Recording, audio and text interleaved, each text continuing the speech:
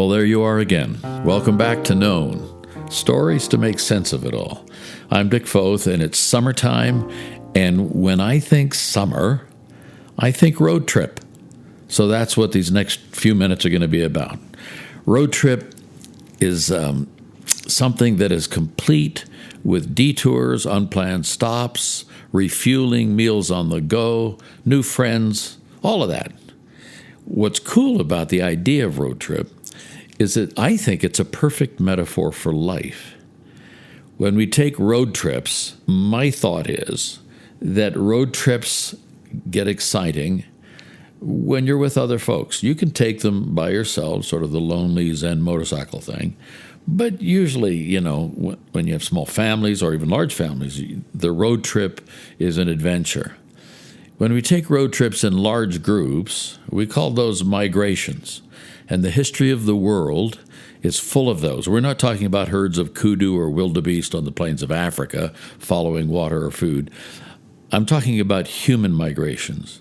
Human migrations occur when people are fleeing wars or looking for freedom or better economic opportunity, most of the time. And there have been some huge ones. I mean, just look at the economic ones. Between 1861 and 1970, it's estimated that 13 million people left Italy, for example, for better lives. Since the 1700s, between 9 and 10 million people have migrated from Ireland. More recently, 160 million Chinese have moved from the rural areas to the cities for those economic opportunities. Sometimes it's politics, right?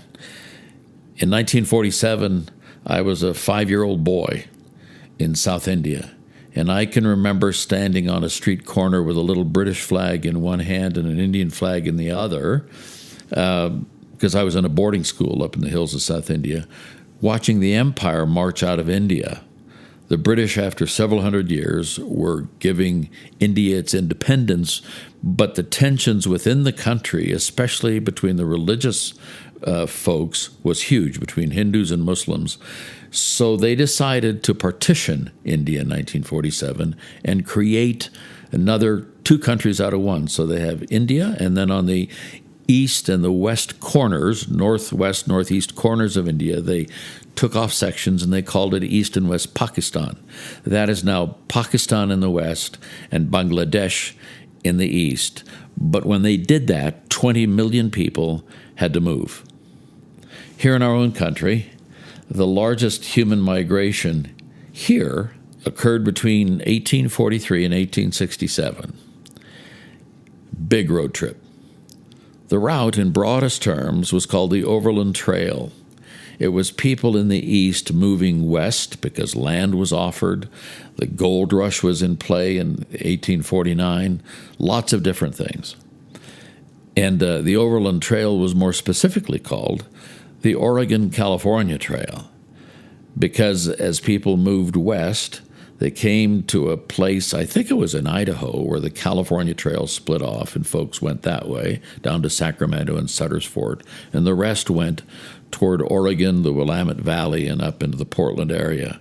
About 2,100 miles from the Missouri River to the west coast, 4 to 6 months to make the trek by wagon or on horseback or on foot.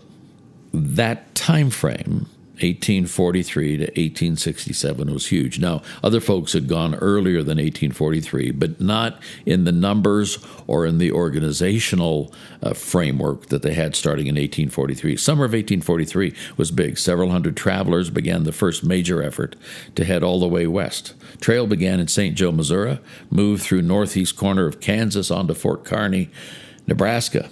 What they found was that hustlers, if you will, in Missouri had oversold these folks. They had said, you need all of this food and all of these belongings. By the time they had traveled several hundred miles and they were in Fort Kearny, Nebraska, they were leaving stuff.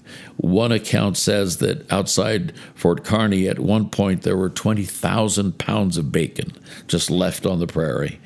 And other folks said the further west you moved, it was just like one huge dumping place for everything from iron baking ovens to bedsteads to clothing, all kinds of things. The Oregon Trail was not a single trail. It was a broad series of tracks, especially in those early times across Nebraska. A broad series of tracks, sometimes for a couple of 3 or 4 miles on either side of the Platte River going west. They went through Nebraska on to Fort Laramie and Wyoming, angling up into Pocatello and Boise, Idaho, and into eastern Oregon. Then they turned north through Baker City, up to Pendleton, the Columbia River, and on to Portland. The trip itself was no easy thing. That's the understatement of the century. This was not Interstate 80 as we know it now. It was brutal. It was stormy. It was dangerous. Epidemics because of water that was stagnant and all kinds of things. Epidemics of cholera and smallpox wiped out significant numbers. Out of the almost 400,000 people that went just to Oregon in those years, it's estimated that perhaps 40,000 would die on the trail. They were buried where they died, oftentimes in shallow graves. Sometimes, and this sounds gross for me to say it, but sometimes they would bury the people in the wagon ruts so that as wagons went over, it would drive their bodies down into the turf so that animals could not get at them. And I look at that and I say, that's an incredible trip. It's an incredible, not so much an adventure, but just a drive to get someplace where there could be new life and new opportunities. Ruth and I thought about this a bit. Most recently, when we took our own driving road trip out to California and up to Oregon and back a few weeks ago. Our purpose was to go to the graduation of our grandson, Jack Ottman, near San Francisco. On the way back, we covered a bit of that Oregon Trail, beginning in the town of Vail, Oregon, right at the western border of Idaho, because that's where it turns north up toward Pendleton.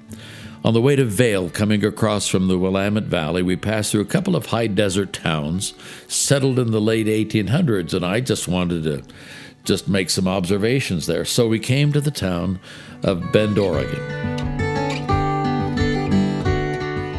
It's a bright blue morning in Bend, Oregon. Bend, Oregon sits in the high desert, actually, just to the east of the Willamette Valley. It's the atmosphere is not unlike that of the Front Range and Fort Collins and other places along that part of the eastern Rockies. Bend is a delightful city, and though I stand in the parking lot, well, near the parking lot, amid trees and beautiful lupin on this bright June morning, where I stand used to be the site of a sawmill. Back at the turn of the last century, Bend was home to 2 sawmills that made it kind of a boomtown at that time. It got its name, actually, Bend, by a series of eliminations, if you will. Somebody wanted to call it by the name of a person who settled here. Another person or other folks wanted to call it Pilot Butte. It's a bluff outside of town that sort of gave a waypoint or a direction finder to travelers. It was called actually Farewell Bend for many years because some settlers stopped here and others crossed the Deschutes River on their way further west in Oregon to the Willamette Valley or up to the end of the Oregon Trail in Oregon City near Portland. When they submitted the name Farewell Bend to the United States Post Office, apparently, at least one account says that the post office said, that's too long a name, we'll just call you Bend. So here we are. And so I stand on the site of sawmills where you no longer hear the sound of saw blades ripping through fir and pine. What you hear is the sound of children's squeals as they play in the nearby river and the sound of traffic because this is a tourist destination. Wherever you go around the world or across this land, wherever you stop, it has a history, has a present, and in most cases has a future, and you get hints of that. You get hints of past, present, and future on a road trip. I think that's why I like them. Back in the car, we kept heading east, and a couple hours later, 130 miles or so, east of Bend is another community, not at all like Bend. It's called Burns. Just past noon, high desert of Oregon. Burns, to be exact, a town out in an arid area that's well known for its timber and other kinds of ranching activities. Home historically to the northern Paiute Indian tribe. His name Burns, again, by a postmaster here. His name was McGowan, and he named it Burns because of his home in Scotland. He came from Scotland, and Robert Burns, Robbie Burns, as they would say, was a favorite poet of his. Thence we have Scotland in the middle of Oregon. Just another road trip stop. Oh, and by the way, if you're stopping for lunch, Glory Days, a wonderful little place that serves pizza, but mainly we came for the salad. Stopped at a gas station, and Oregon is one of the very few places where they still insist on pumping gasoline for you. And the young bearded gas attendant, when I asked him what's a good place to eat, he said just down past the high school, north side of the road, Glory Days, they have a wonderful salad bar, 3 tables long. It's always crisp and good food. It's good vegetables, always fresh. So next time you want to know a place, ask a gas attendant. Hope it'll be a bearded, healthy young man from Oregon that steers you to a salad bar.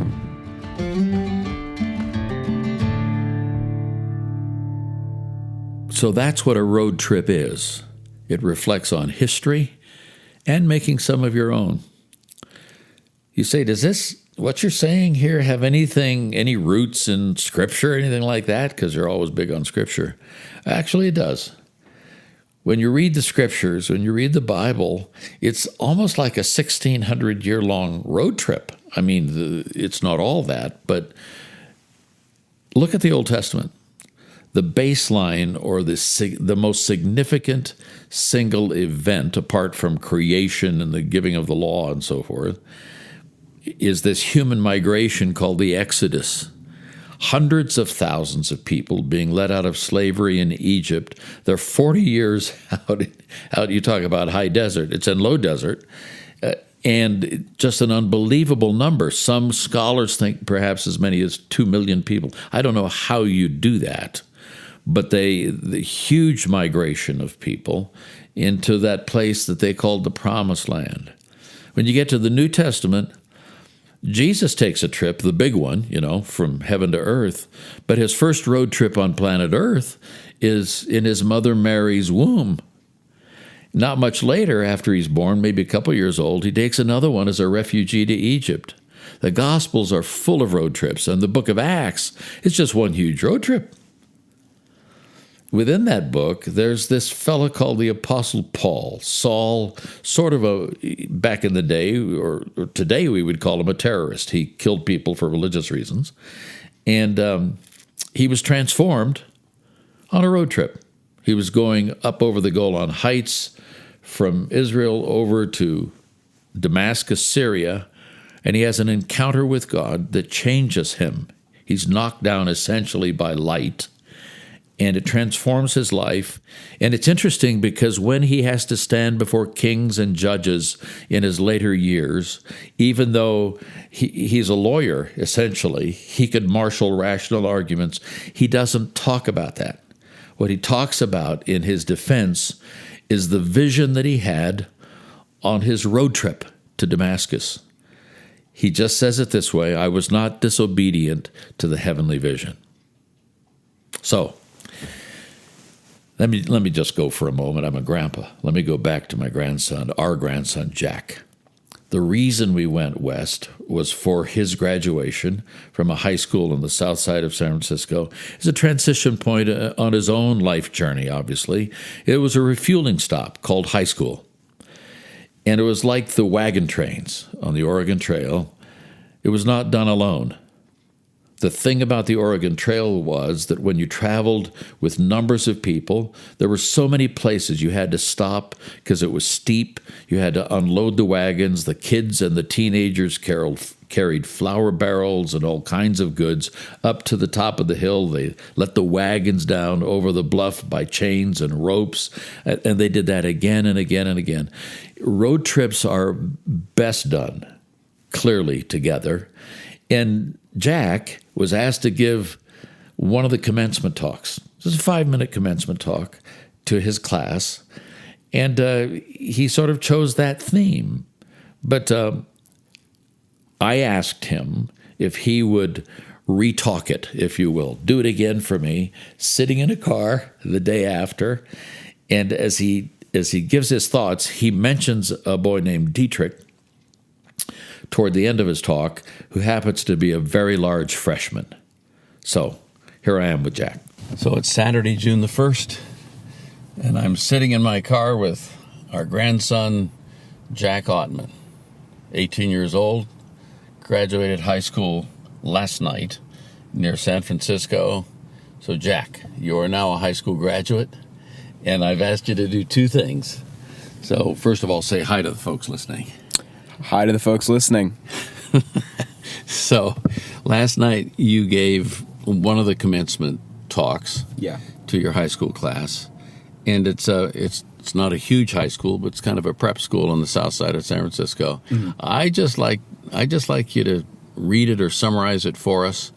And for those of you listening, if you hear airplanes in the background, we're not far from the San Francisco airport, so we'll just go with the ambient sound and.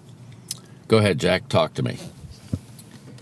Directors, faculty, friends, family, and the class of 2019. 2019. That seemingly arbitrary number that we only ever used to see attached to the end of our emails is now finally relevant. A number that seemed a lifetime away in 2015, with our whole high school career still lying ahead of us, still doesn't seem real today. We've never been an exceptionally loud class, but freshman year, we were at our quietest. We were surrounded by the class of 2016, who were so physically intimidating that they had to have been on steroids or HGH or almond milk or something, and the class of 2018 before they calmed down. You were never an Alma Heights freshman if you didn't have several uncomfortable encounters with Stephen Lee before he even introduced himself. We were shy, awkward, fresh types, and we didn't talk to anyone outside of our English class or gender. We didn't really know each other. Sophomore year, we learned to open up. We finally learned everyone's names, and we were able to just relax, since classes weren't too hard. From freshman year to the end of this year, we lost over a third of our class, and with fewer people than ever wandering around campus, we went from strangers to acquaintances. A group of students that were cautiously optimistic about our academic futures, excited to be upperclassmen. That excitement wore off very quickly. Junior year was basically the 10th layer of hell. So many all-nighters, so much work to do, so little time, so little energy, so many new expectations and acronyms. It was terrifying. The motto for that year was grit, which means perseverance in spite of hardships. But by the second semester, our class had developed its own motto. Do tomorrow, do tomorrow. Every single one of us was working the hardest we had ever worked, and it was exhausting. But something new was happening in between those moments of exhaustion. Those hour-long conversations condensed into a glance, a shrug, and a nod. Those outbreaks of hysterical laughter during 3 a.m. Skype calls. The endless group projects with the one member who seemed like they were only there for moral support. And those brief, quiet moments of rest. We didn't do anything alone. We studied, failed, exceeded expectations, laughed, cried, and grew together. Things were really hard, but most of the time, we sort of knew what we were doing. We were juniors, but above all else, we were friends. We always had each other. And this year, we're the seniors. We're the ones that all the freshmen, except Dietrich, look up to. But this year has been the most confusing of them all. All of our hard work over the past 4 years, finally accumulating in a thumbs up or a thumbs down from the mysterious creature that is the college admissions decision. Many of us have spent this year trying to make up for whatever we missed out on in the previous years. Some of us focused on improving grades, others on growing closer to the people they never really got to know as well as they would have liked, and every single one of us really gave a lot more attention to sleep. And all of us have wondered whether or not it was worth it. Whether our 4-year struggle was worth where we've ended up. And I can't answer that question for everyone here. This year, there's no collective experience, no singular feeling that's defined us. But when I look back on high school, after most of the memories have started to fade, I'm not going to remember the grades or the lack of sleep. I'm going to remember you guys. The stupid inside jokes, the huge fights that blew over in a week, the Marvel movies, the play, each and every retreat, the games of Jackbox, the rants, losing people, finding friends, the ups, the downs, the good, the bad, all of it. Those quiet moments in the cabin, freshman year at retreat. And of those, I wouldn't change a thing. They brought us to here, to today, in 2019, from strangers to family. And as long as I remember anything about these days, as long as any of you are still around, it was worth it. I love you guys.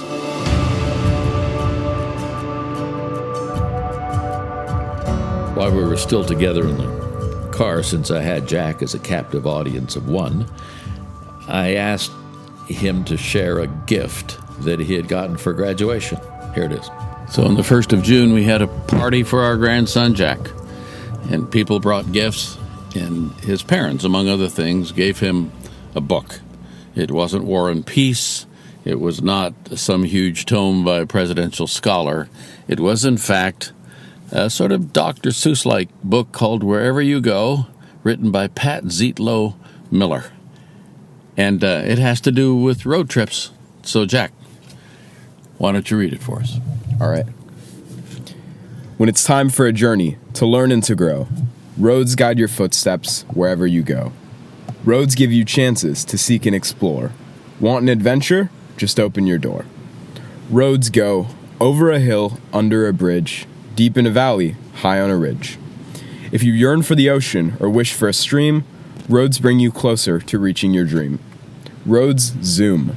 Beneath city buildings that tower on high, twinkling like stars in the dark velvet sky.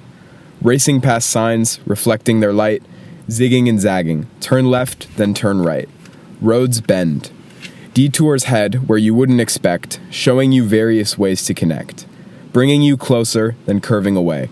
You always have choices, to go or to stay. Roads reach. Across flowing rivers, past harbors and bays, with breathtaking bridges designed to amaze. Attaching two places that once were apart, choose to cross over. Follow your heart. Roads merge. Small distant roads sometimes travel alone, marking the miles out there on their own. Then a new road wants to join in the fun, heads the same way, and the two become one. Roads grow. Well-traveled roads sometimes need extra space to guide life's adventures to a new place. Which path should you choose? That's easy to see.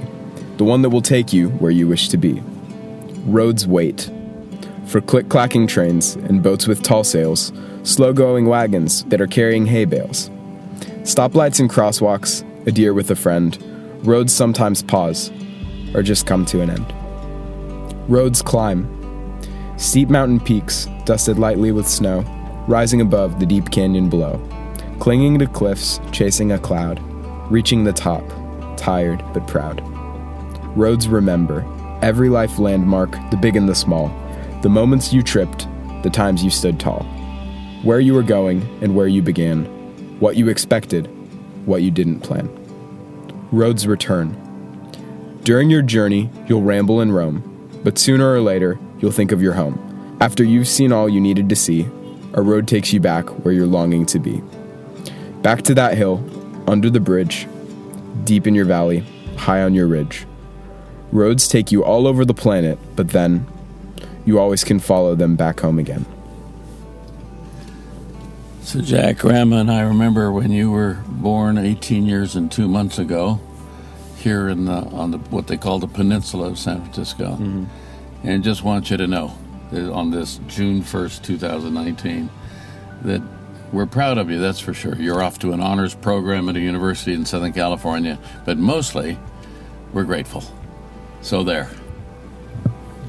I'm grateful for you guys too. Thank you, Grandpa. I love you. I love you too. Bye. So there you have it. Life is one huge road trip. There are lots of smaller ones embedded in the larger one that make up the whole.